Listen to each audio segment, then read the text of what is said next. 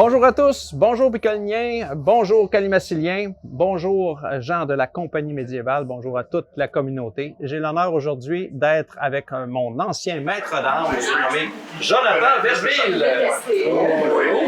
Bonjour, Patrick Lessard de Calimacil. Alors aujourd'hui, on va faire un petit peu un retour en arrière sur ton parcours. Qu'est-ce qui t'a emmené dans le médiéval? Qu'est-ce qui t'a emmené à devenir le champion que t'es? C'est un bien grand mot, champion. Un bien grand mot. Écoute, moi, je n'ai que de reconnaissance pour que tout ce que tu m'as enseigné. Ça m'a donné la flamme, ça m'a donné, comme on dirait, la passion pour tout le maniement des armes. Et puis, j'aimerais qu'on parle un petit peu là, de qu'est-ce que tu as amené à apprendre, où tu es allé chercher les traités, ce que tu nous as enseigné à Compagnie médiévale. En fait, en gros, j'ai commencé en 98, je pense, à la compagnie médiévale, tout jeune. Puis, on faisait pas vraiment de traité, c'était venait plus sur du spectacle. Puis, éventuellement, avec le temps, c'est développé avec Frank Sinato, qui était le propriétaire à l'époque et fondateur de la compagnie médiévale, est arrivé avec un premier manuscrit qui s'appelait le MS-I33, le point 33. Et puis, voilà, on a tout de suite été intrigués et on a voulu en savoir plus. On s'est mis à faire fouiller dans ce manuscrit qui était réimprimé. Donc,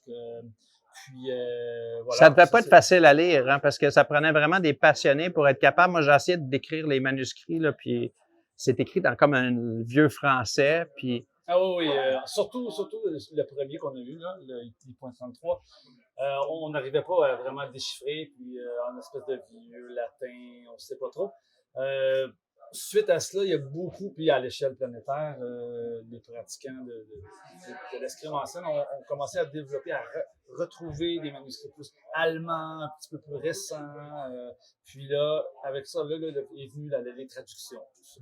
Mais à la base, le premier, c'était beaucoup, on regarde l'image du début, puis on regarde l'image de la fin de la séquence, puis on fait comme « Oh, ça doit être comme ça que ça se passait. » Puis même, il y avait des erreurs dans les images, les dessins n'étaient pas nécessairement représentatifs, je me souviens. Puis là, avec le temps, avec votre expérience, je me souviens que tu nous disais, ouais, l'image a dit ça, mais ça se peut pas. On l'a pratiqué plusieurs fois, on n'arrive pas à le faire. Par contre, si on le fait, on l'enchaîne de telle façon, là, ça fait du sens et on a appris quelque chose. Est-ce qu'on a inventé quelque chose de nouveau ou on a réappris ce qu'il aurait voulu décrire? C'est difficile à dire.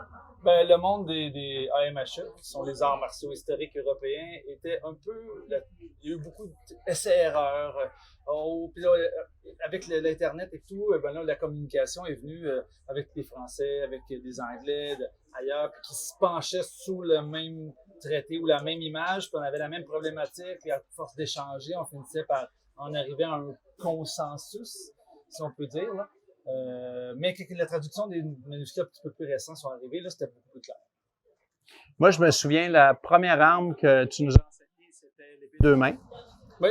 Puis c'était des armes que vous aviez ou fabriquées ou un forgeron avait fait fabriquer. C'était carrément une barre de métal avec un T et un manche de bois. C'était pas les meilleures épées qu'on a eues. Mais c'était le fun, c'était pas la sorte d'épée, elle avait pas besoin d'être historique ou être spéciale. Ça nous permettait de pratiquer, puis ça nous permettait surtout de comprendre le danger que représentait cette arme-là, qui était émoussée. C'était une barre, c'était un quart de pouce à peu près. Oui, C'est carrément une barre, un quart de pouce en acier, avec deux rivets, la garde.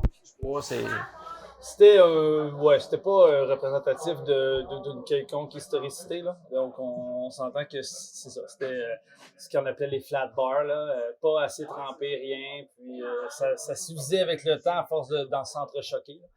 Puis, c'est ça. C'était un peu le début, ça. Puis, c'était difficile de se trouver des armes en métal. À ce moment-là, il n'y avait pas beaucoup de forgerons. C'était quand même rare. Beaucoup de fabrication personnelle, un peu. Tout le monde s'improvisait un peu forgeron, là.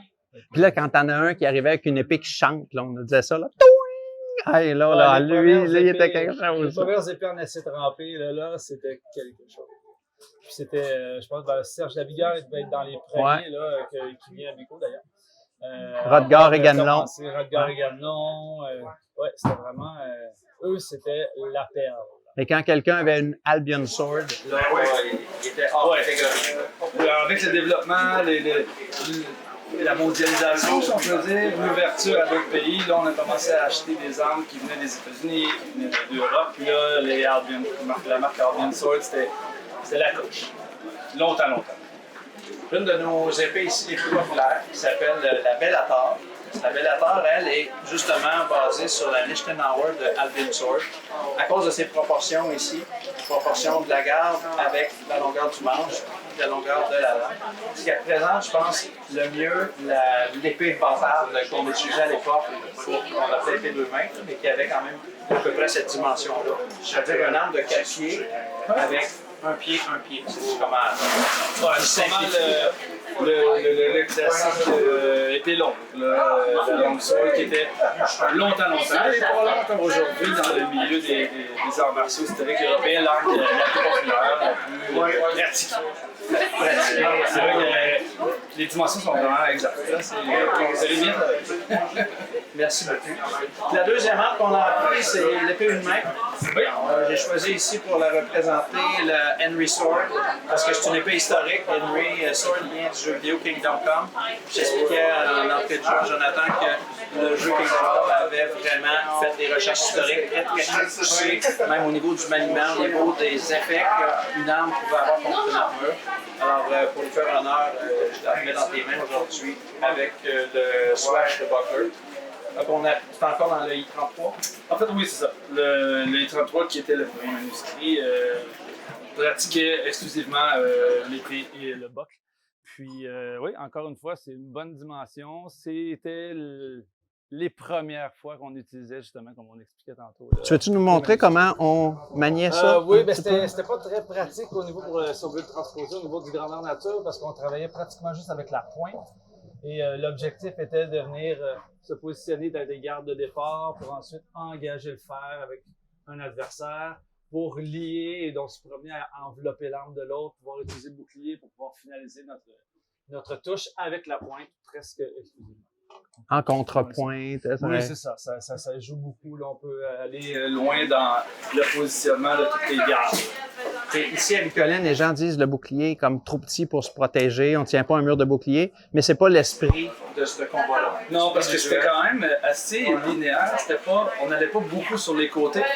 Donc, c'était vraiment focusé vers l'avant et le buck était là pour seulement dévier la pointe ou écraser les armes des autres de l'adversaire pour ensuite venir finaliser avec l'épée.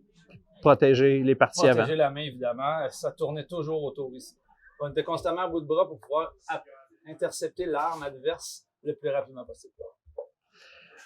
Moi, j'ai quelque chose à t'annoncer. Je réfléchissais à ça quand tu es passé hier, puis je me suis dit, mon Dieu, réalises-tu que si tu n'avais pas parti la compagnie médiévale, ou tu l'as continué, en tout cas, moi, pour moi, tu l'as pas parti, mais pour moi, si tu n'avais pas été là, si ça n'avait pas été le fun à la compagnie médiévale, il n'y en aurait pas de qualification.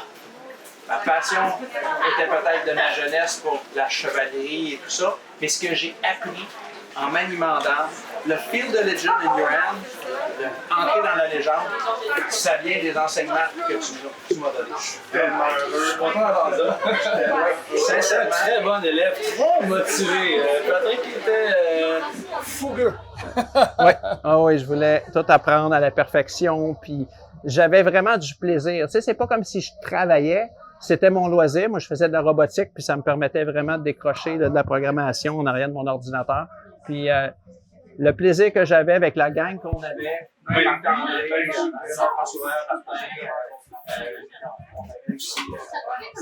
Pascal, tous les gens aussi qui étaient passionnés, qui allaient tout le temps chercher un petit finesse de plus. Les tournois comme toi qu'on faisait aussi.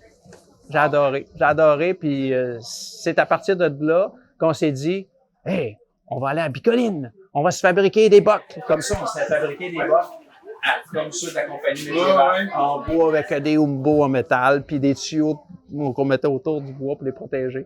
Puis on est venu ici, on a parti notre petit clan, le mercenaire du lac. Tu étais là-dedans, tu as participé à la construction de la cabane de Richard Morin. La première cabane, oui. qui est encore super opérationnel. Là. Oui, il met du temps chaque année. C'est un bon lieu de rassemblement. Ben, merci. Puis, Je te remercie. Je suis très content d'avoir participé à ton vidéo. Ben, je te remercie infiniment. Puis c'est tout un honneur pour moi de pouvoir te dire effectivement que sans toi, il n'y en aurait pas de Calimacine. Tu fais partie du maillon essentiel qui a amené ça aujourd'hui. Merci, Jonathan.